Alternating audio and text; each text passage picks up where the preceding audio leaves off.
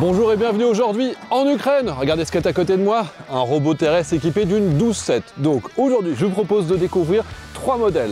Un modèle logistique, un modèle qui fait du minage, et puis ensuite on finira avec celui-là, le plus gros, le plus beau. Quand même pas mal de missions intéressantes.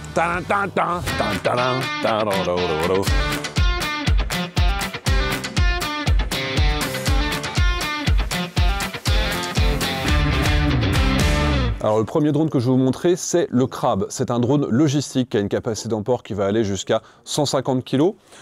Pour vous donner un ordre d'idée, ici il va aller jusqu'à 7 km/h sur les environnements assez accidentés. Celui-ci c'est un modèle avec des roues, mais il existe aussi des versions, alors pas de cette marque-là, mais avec des chenilles. Il y a ici la caméra, il y a une antenne sur le toit, ou alors idéalement 90% du temps, c'est directement du Starlink, c'est-à-dire qu'ils peuvent aller piloter ça jusqu'à 10 km de distance sans se mettre eux-mêmes en danger. La mission principale, c'est d'envoyer du matériel sur la ligne 1. La ligne 1, c'est ceux qui sont à 3 km, la ligne 0, donc c'est ceux qui tiennent le front.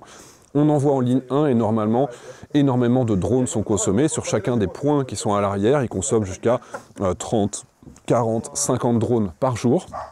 Et donc lui, il va être capable de faire ses missions, d'aller sur place, d'amener le matériel, éventuellement sur différents points dans lesquels les soldats vont pouvoir se servir et ça part ensuite au point suivant.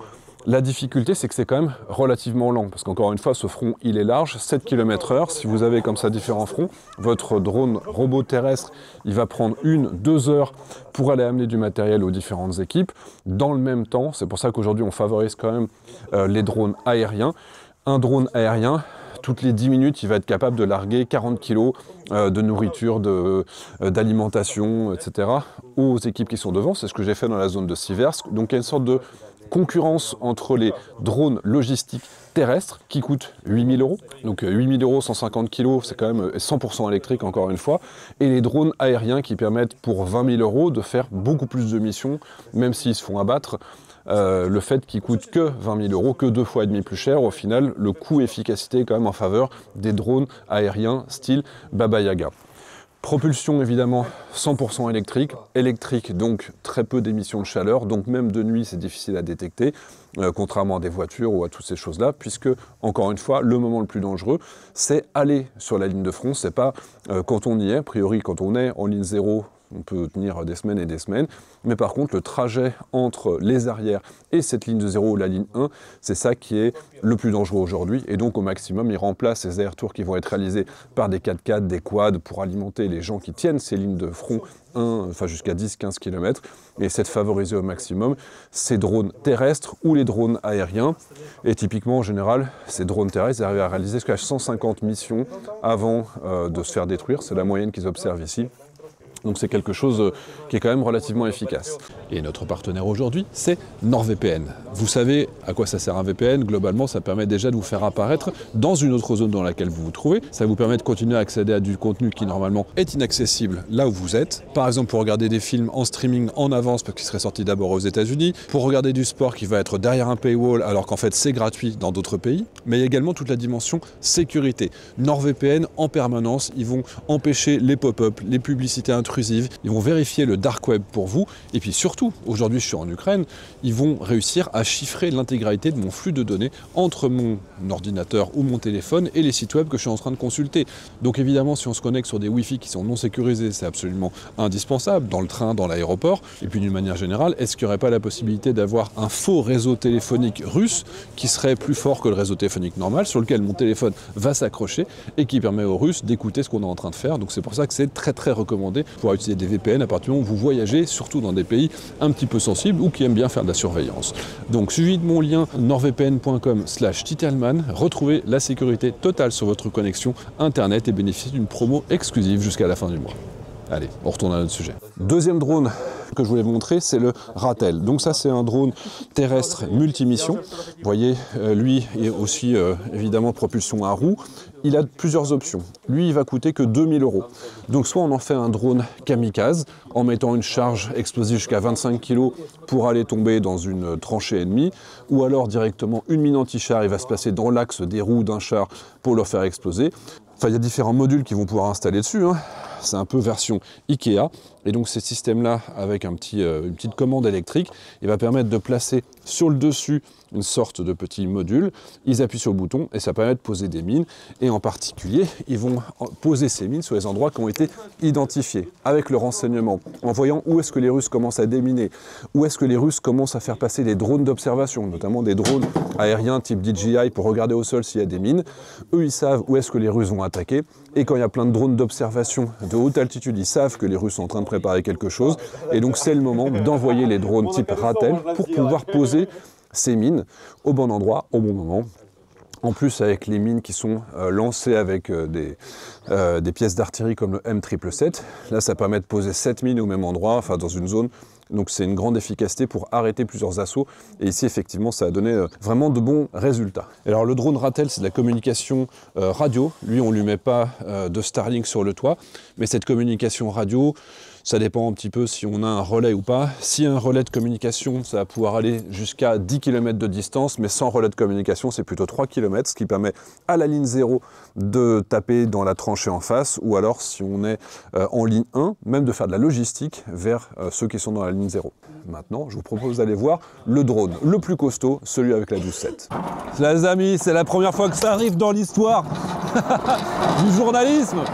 Bon alors, ce robot-là, c'est un robot avec une 12-7 à l'avant. Ça secoue un petit peu. Ce robot-là, il a la capacité de transporter 200 kg de charge utile. Communication par Starlink, vous le voyez juste ici au-dessus de moi. Caméra à l'avant, à l'arrière, télémètre laser pour savoir la distance sur quoi on vise. Il y a des caméras infrarouges. Donc la base, réellement, ils ont des châssis qui sont quasiment universels. Le châssis va coûter seulement 20 000 €. Et dessus, il peut en faire de la logistique lourde, de l'évacuation médicale encore une fois. Et donc là, on est sur la version qui est avec le canon. Canon de 12-7, ils ont mis beaucoup de temps à développer le système de ciblage parce que les caméras sont désaxées par rapport au canon lui-même et donc ce système de ciblage permet d'avoir une grande efficacité à une grande distance. De la 12-7, c'est un canon anti-véhicule, c'est-à-dire que si vous avez des BMP-1 ou des véhicules en face, ils n'ont aucune chance. Ça, ce véhicule-là, c'est celui évidemment qui va aller en ligne 0 et devant. Il a la possibilité d'être piloté comme ça, donc ça va assez vite, hein. Je courais derrière, c'était plutôt 10 km/h en terrain relativement accidenté. Là, ils sont gentils sur un terrain plat, parce qu'ils ne veulent pas que je me cogne la tête. Mais grosso modo, hop, je vais vous montrer un petit peu. Vous voyez ce qu'on a autour de moi. Caméra à l'arrière pour un retour. Ici, vous avez le Starlink. Donc là, ça permet d'avoir une communication qui va aller quasiment n'importe où. Vous avez les différents axes hydrauliques pour pouvoir orienter la caméra. La caméra qui est ici, alors là, ils ne l'ont pas sorti parce qu'ils sont à portée visuelle de moi. Mais là, vous avez les caméras qui ne veulent pas me montrer, mais je pense que c'est un télémètre laser et une caméra jour-nuit. Et le canon de 12-7 qui permet de fixer et de tirer à plusieurs kilomètres de distance avec une grande efficacité, portée opérationnelle supérieure à 1000 mètres, ils me disent, sur des véhicules. Donc en gros, un véhicule légèrement blindé, style BTR, BMP, etc. Il va être détruit par ce type de véhicule. Et évidemment, ça donne une puissance de feu qui est absolument gigantesque face à des humains, face aux assauts, parce que c'est quand même ça la majorité des cas maintenant. Sachant que dans les tranchées, ils ont aussi de plus en plus souvent des canons simplement téléopérés, où il n'y a pas le robot, et donc ils ont positionné ces canons à différents endroits, et ils vont pouvoir le tirer. Vous voyez, ici, on est avec un déplacement qui se fait avec des chenilles. Donc, ils ont réellement la totalité de l'éventail, du Ratel à 2000 € au 150 kg aux 4 roues à 8000 €, au système chenillé à 20 000 €, sur lequel ils adaptent à peu près n'importe quoi. Et ça, sur le champ de bataille, l'objectif c'est de pouvoir faire des missions qui sont trop dangereuses pour des humains, ou alors simplement d'épargner, d'éviter d'envoyer des commandos ou d'envoyer des hommes pour faire des assauts. Les assauts vont être accompagnés par une 12-7 que personne ne peut porter. Parce qu'un canot comme ça, évidemment, vous ne le portez pas sur votre dos, c'est pas possible. Et il y a d'autres versions sur lesquelles ils ont aussi des brouilleurs anti-drones, parce que ça, c'est évidemment une cible prioritaire en face. Et ils ont également des versions dans lesquelles ce canon va être équipé d'un brouilleur anti-drone, parce que vous avez vu, il y a encore une capacité de charge utile. Et donc, les combattants, quand ils partent faire des assauts, ce qu'ils appellent le Sturm, il y a le canon qui va les accompagner, qui va être téléopéré à distance avec la radio, apparemment c'est super bien organisé. Mais en plus, ça évite d'avoir quelqu'un qui va porter un équipement de guerre électronique de protection contre les drones qui va peser 15-20 kg. Et donc c'est ce robot qui va à la fois assurer l'appui-feu solide et en plus de faire le brouillage des drones kamikazes russes pour éviter à l'unité de se faire toucher. Reste le problème des drones à fibre optique, mais contre ça, c'est le fusil à pompe qui est le plus efficace. Et le fusil à pompe, c'est plus facile à transporter qu'un sac à dos avec un brouilleur qui se trouve à l'intérieur. Donc ça, a priori, ils reçoivent maintenant régulièrement, depuis 2023, c'est de plus en plus régulier d'avoir ce type de matériel. La version avec la 12.7, ici, c'est que la deuxième fois qu'ils en ont, donc c'est quand même quelque chose qui est un petit peu plus récent.